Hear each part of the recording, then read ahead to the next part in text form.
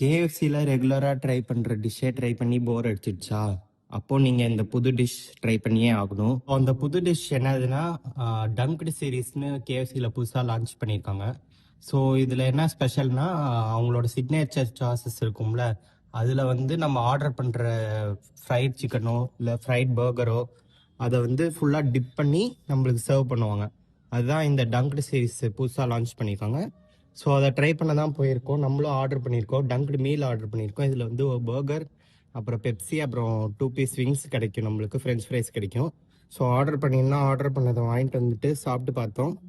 Burger வந்து உண்மையாகவே டிஃப்ரெண்ட்டாக இருந்துச்சு. நான் ரெகுலராக சாப்பிட்ற ஃப்ரைட் பர்கருக்கும் இதுக்கும் நல்ல டிஃப்ரென்ஸ் இருந்தது.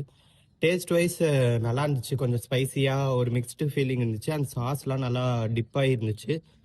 ஸோ கடைசியாக பெப்சி குடிச்சிட்டு ஃபினிஷிங்க்கு கிளம்பிட்டோம். ஸோ நீங்கள் இந்த டிஷ்ஷை ட்ரை பண்ணீங்கன்னா எப்படி இருக்குன்னு சொல்லுங்கள். அண்ட் உங்களுக்கு கேஎஃப்சியில் பிடிச்ச டிஷ் என்னன்னு கமெண்ட் பண்ணுங்கள்.